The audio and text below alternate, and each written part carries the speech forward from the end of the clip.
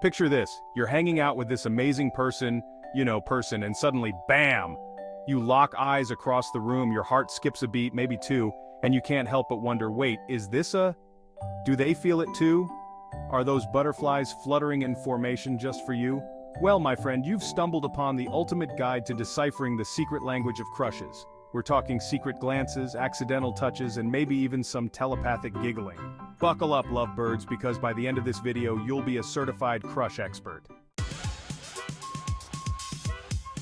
Alright, let's talk eye contact, people.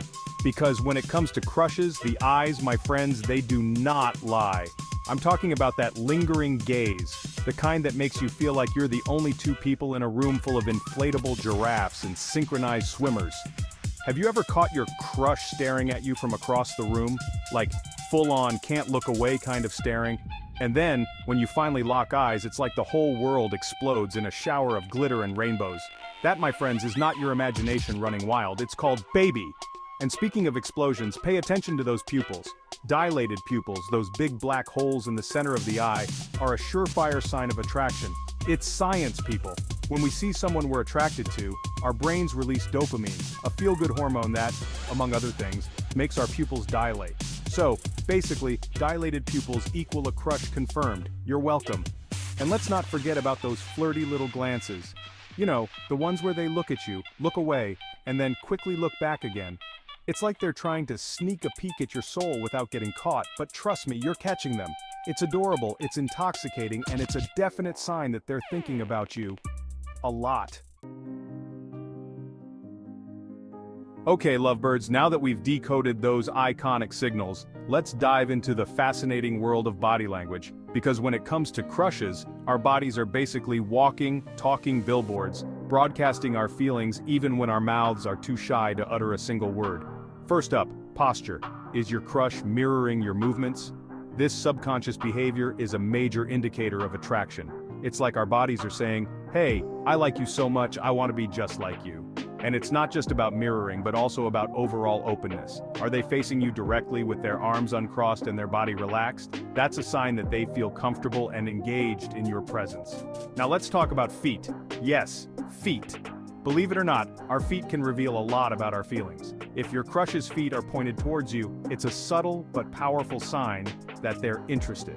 It's like their subconscious is saying, hey, I want to be closer to you. And if they happen to accidentally touch your foot under the table, well, that's just a bonus. Speaking of touch, let's talk about the electrifying power of physical contact. Even the slightest touch, like a brush of the arm or a playful nudge, can send shivers down your spine when you've got it bad for someone. Alright, lovebirds, let's talk about the universal language of love, laughter. Because when it comes to crushes, laughter is more than just a pleasant sound. It's a symphony of emotions, a chorus of I'm totally into you vibes that can make your heart sing. Think about it. Do you find yourself laughing at your crush's jokes, even the ones that wouldn't normally make you crack a smile? Do you overreact to their stories, giggling uncontrollably like a love-struck hyena? Don't worry, it's not just you. When we're attracted to someone, our brains release endorphins, those magical little chemicals that make us feel happy and relaxed. And guess what? Laughter triggers the release of endorphins. So basically, when you're laughing with your crush, you're creating a positive feedback loop of happiness and attraction. You're telling them, I enjoy your company, I think you're funny, and I want to keep experiencing these happy feelings with you. Chapter 4. Curiosity killed the cat, but it might just win you your crush. Okay, lovebirds, let's talk about the insatiable curiosity that comes with having a crush. Because when we're smitten with someone, they become our own personal Google search, the subject of our endless fascination. We want to know everything about them, from their favorite color to their deepest, darkest secrets. Have you ever found yourself scrolling through your crush's social media, analyzing every post and picture like a love-struck detective? Do you ask mutual friends about them, hoping to glean any little tidbit of information? Don't worry, it's not creepy, it's called being interested. When we're attracted to someone, our brains crave information about them. It's like we're trying to piece together a puzzle, and every little detail brings us closer to understanding the mystery that is our crush. And it's not just about gathering information, but also about showing genuine interest in what they have to say. Chapter 5. Texting like you mean it. Decoding the language of love or like. Alright lovebirds, let's dive into the exciting, terrifying, and often hilarious world of texting your crush. Because let's be real, in this day and age, texting has become an essential part of any budding romance.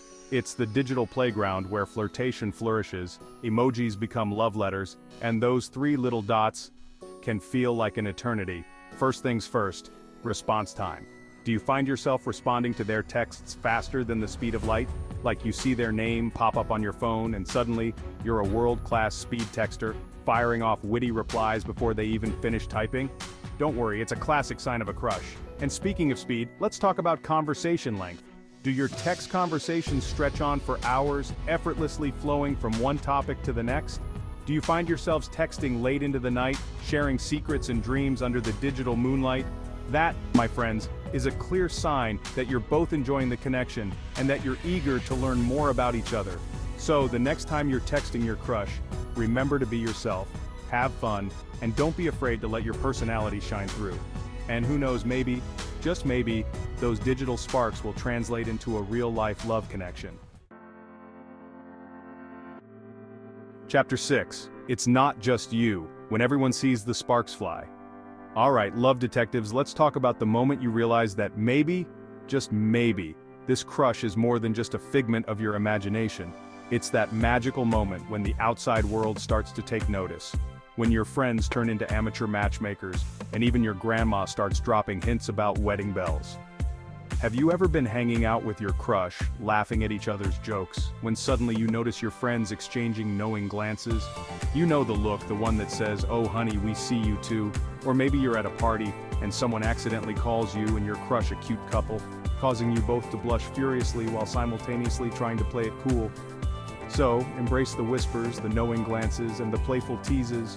It's all part of the fun, the exhilarating ride of realizing that maybe, just maybe, this crush is blossoming into something more. Chapter 7. Green-eyed monster. Is jealousy rearing its ugly head? Okay lovebirds, let's talk about the green-eyed monster in the room, jealousy. Because let's be real, when we've got it bad for someone, the thought of them having eyes for someone else can send us spiraling into a vortex of insecurity and self-doubt. Have you ever found yourself scrolling through your crush's social media, feeling a pang of jealousy when you see them laughing with someone else? Do you find yourself asking probing questions about their past relationships, secretly hoping that they'll say they've never felt this way about anyone before? Don't worry, it's a normal, albeit slightly irrational human reaction. When we're attracted to someone, we want them all to ourselves. We want to be the sole recipient of their affection, the apple of their eye, the peanut butter to their jelly. So when someone else enters the picture, even if it's just a friend or a coworker, it can trigger our primal instincts, making us feel threatened and possessive. But here's the thing. A little bit of jealousy can actually be a good sign. It means that you care, that you're invested, and that you see a potential future with this person. Chapter 8. Daydreaming and Fantasies. Welcome to Crush Central, Population You and your thoughts. Alright, lovebirds, let's get real for a second. We've all been there, lost in a world of daydreams where our crush is the star of the show, and we're living out our wildest romantic fantasies. It's a place where awkward silences transform into witty banter, accidental touches become passionate embraces, and every date ends with a fairy tale kiss under a sky full of fireworks. Do you find yourself replaying your interactions with your crush, imagining different scenarios and outcomes? Do you catch yourself daydreaming about your future together, picturing romantic getaways, cozy nights in, and maybe even a proposal involving a flash mob and a singing telegram? Don't worry, it's all part of the fun. When we're attracted to someone, our imaginations go into overdrive, creating a world where anything is possible, and where our crush is the perfect embodiment of all our hopes and dreams. But here's the thing. While indulging in a little bit of fantasy can be harmless fun, it's important to keep our feet firmly planted on the ground. We don't want to get so caught up in our idealized versions of our crush that we lose sight of who they really are, flaws and all. Outro. So, are you crushing on each other? The verdict is in. So, there you have it, love detectives. We've decoded the secret language of crushes, from those lingering glances to those late-night text marathons. If you've ticked off most of the signs on our list, congratulations. There's a good chance that those sparks you're feeling are mutual. Now take a deep breath, channel your inner superhero and go for it. Let your crush know how you feel, whether it's with a heartfelt confession or a casual invitation to hang out. The worst that can happen is that they don't feel the same way, and you know what? That's okay. Rejection is a part of life, but it doesn't diminish your worth or your ability to find love with someone who appreciates you for the amazing person you are.